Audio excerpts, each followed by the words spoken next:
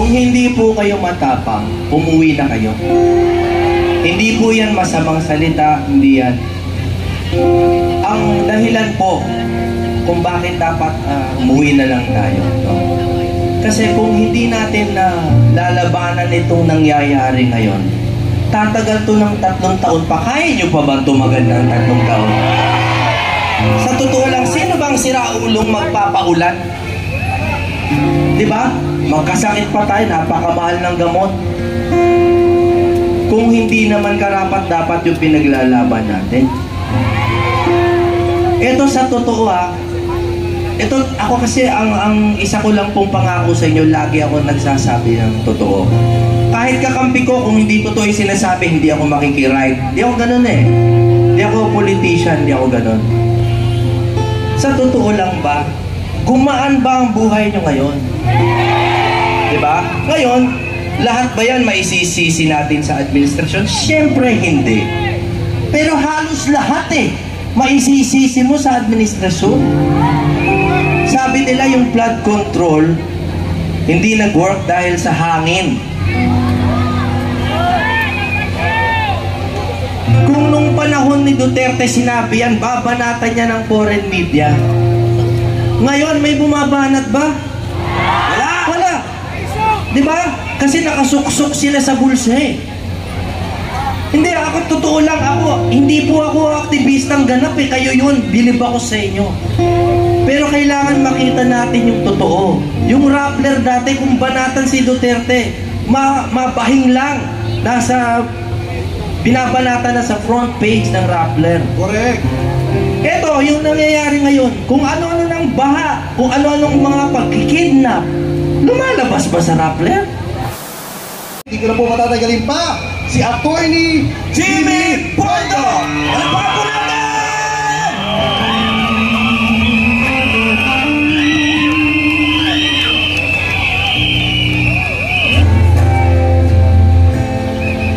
Malaya ka ba?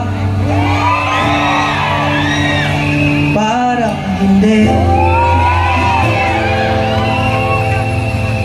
Masaya ka ba? Parang hindi. Bakit kaya tayo nagkakaganito? Parang kailan lang ang ayos ng mundo.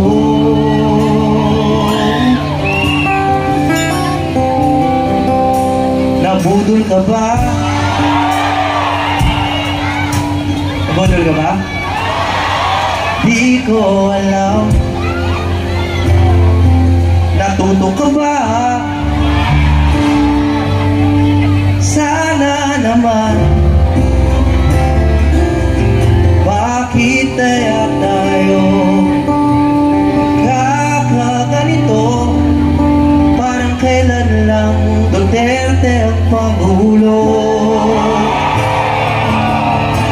Paano tayo lalaya kung tayo ay dinadaya sa karapatan nating magsalita?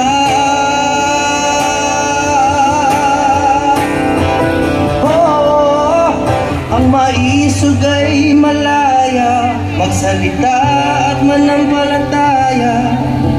Hindi tayo susuko sa mga mandaraya. Ang mundo natin bilog, babagsak din ng matayog.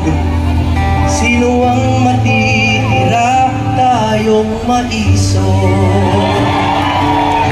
Sino ang matitira?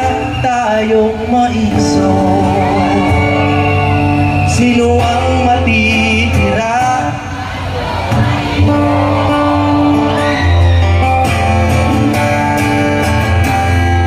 Maisog ka ba?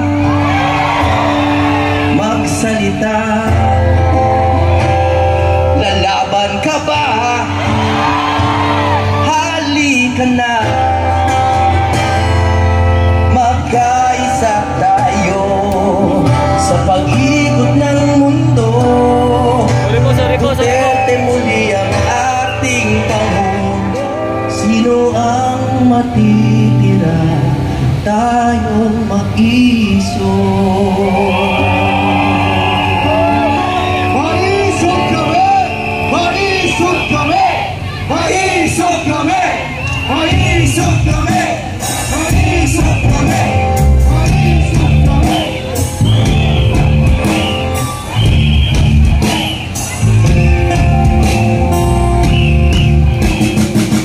Kung hindi po kayo matapang, umuwi na kayo. Hindi po yan masamang salita, hindi yan.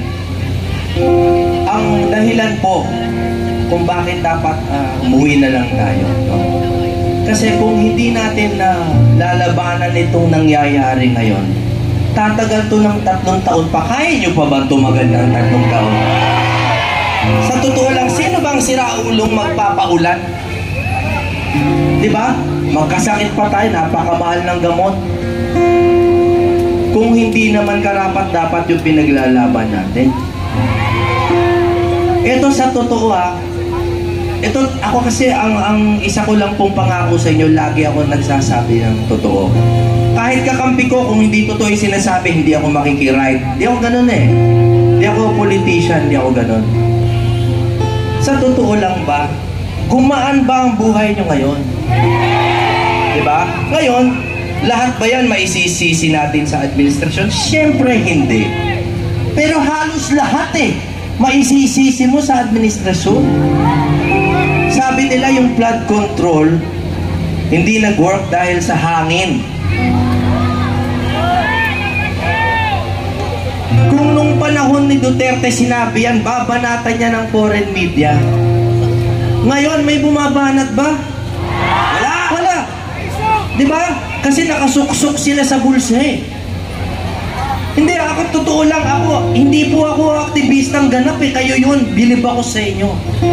Pero kailangan makita natin yung totoo. Yung Rappler dati, kung banatan si Duterte, mabahing lang. Binabanatan na sa front page ng Rappler. Correct. Eto, yung nangyayari ngayon, kung ano-ano ng baha, kung ano-anong mga pagkikidnap, lumalabas ba sa Rappler? Wala! Wala! Hindi ba tayo nagtataka kung bakit sila, yung mga Pinklawan, yung mga sila Maria Ressa, nung panahon ni Duterte, maliit na pagkakamali, sisitahin. Pero ngayon, ang dami ng kasamaang nangyayari, ang dilim na ng Pilipinas. Pero wala po silang sinasabi. Ang lagi nilang sinasabi, okay lang yan, mas okay naman si BBM kaysa kay Duterte. Tama ba yun? Sa mga kapatid po natin sa Kingdom of Jesus Christ, kami po ay nakikiisa sa inyo. Hindi ito tungkol sa reliyon, hindi ito tungkol sa kampi-kampi, kung sino ang tama sa mga pananampalataya. Wala pong tama sa pananampalataya. Lahat po tayo, kung taus-pusong nananampalataya, tama tayong lahat. Hindi po pananampalataya ang issue, kundi yung kalayaan manampalataya at mamuhay ng tahimik. Ang unang-una pong tinuturo sa law school, pagdating sa criminal procedure at political law, ang unang-unang tinuturo, a man's home is his castle. Sinabi yan ni Sir Edward Cook. Hanapin nyo ang spelling ng Cook, Coke. Huwag nyo nang tanong kung sino nag-Coke. Pero Sir Edward Cook ang pag-pronounce yan. Ang sinabi niya, a man's home is his castle. Sa Tagalog, pakitulungan nga ako sa Tagalog. Diba? Ang bahay ng tao ay ang kanyang kaharian. Tama? Tayo po, hindi tayo pwedeng maglaag-laag dyan. No? Na parang magpapasura ka, ganyan. Pero sa bahay mo, kung gusto mo magkalat, pwede. Diba? Yan yung punto nun, diba? Pwede bang pasukin kahit ng presidente ng Pilipinas ang bahay mo? Kahit informal settler ka, pwede ba? Hindi pwede. Kahit sabihin nila, hindi, lumalabag ka sa batas, informal settler ka, hindi pa rin. May tamang procedure dyan. No, mag-ejectment sila. Merong court process. Pero hindi papasok lang ang pulis dyan, umalis kayo dyan. O kaya, hindi rin pwede uupo yung pulis dyan, tapos 20 days, 30 days maggagawing hotel yung bahay mo. Hindi pwede. Kaya po kami ay nakikiisa, hindi lang po sa pananampalataya. Kasali yun, iisa po ang ating Hesukristo, Panginoong Hesukristo. Iisa. At sa ating mga kapatid na Muslim, kahit sila, ginagalang nila ang ating Panginoon. Pero ito po ay tungkol sa ating karapatan na hindi ma-deprive ng life, liberty, and property. Yun lang po, kami po ay nakikiisa sa Kingdom of Jesus Christ.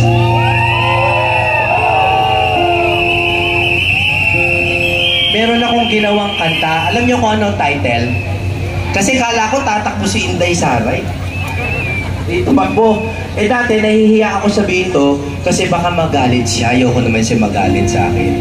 Pero ngayon, siya na nag-sorry eh. Siya na nag-sorry. Sabi niya, sorry ha, hinikayat ko kayo na iboto yung siya. Ayoko banggitin. Masaya ang buhay ko, yung peace of mind ko, ayoko mawala. Pero, ang title po ng kanta to na inaalay ko sa ating lahat, pati sa sarili ko, ang title nito ay Maharlikang Inday. Maharlikang Inday. Bakit? Kasi nung panahon na yon, ang liwanag na ng Pilipinas, at ang aking panalangin nun, na tumulo yung liwanag na dumadapo sa ating bayan at si Inday ang magtulay dahil siya ang may taglay ng bagong dugong Maharlika. Kasi po dati, yung kulay ng dugong Maharlika ay buhaw. Pero dahil kay Sara naging berde. Hindi, ang ibig sabihin, hindi na po yung dating kulay. Maharlikang Inday.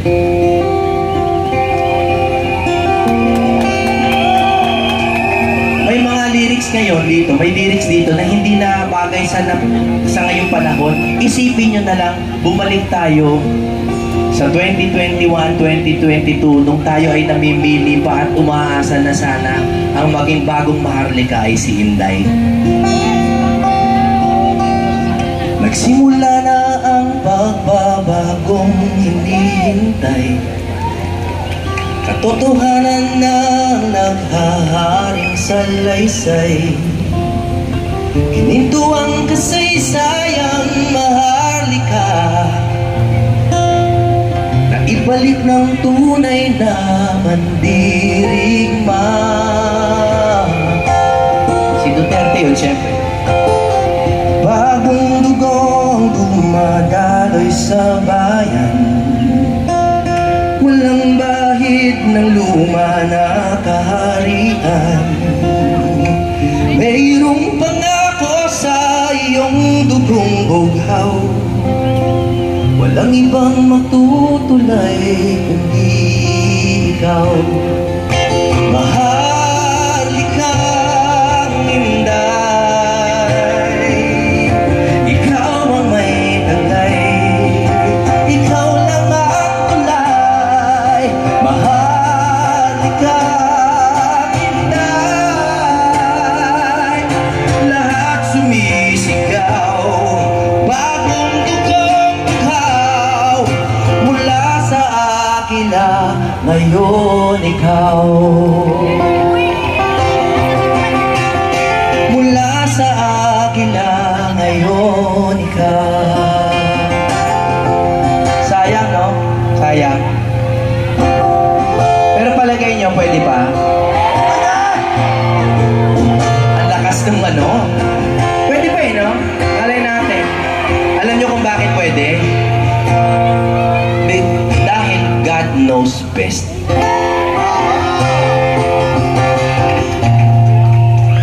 Nananalantay sa iyong dugo ang pangako na ang kasarilan natin hindi ilalako.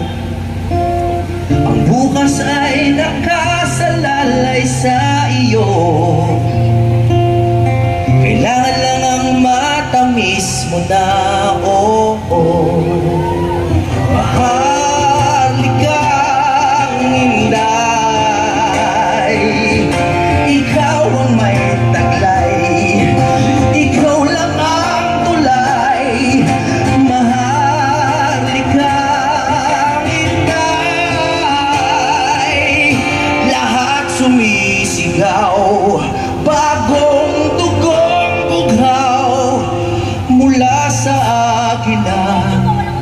sana ikaw.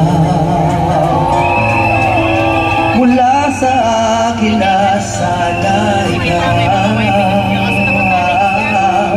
Mula sa akin lang sana ikaw.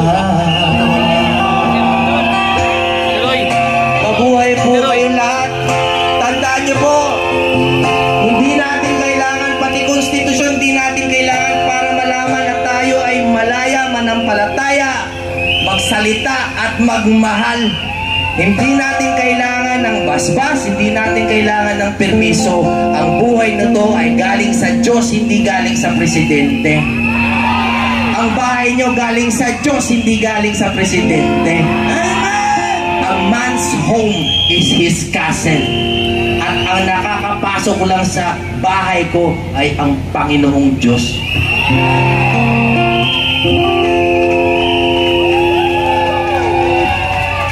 Okay.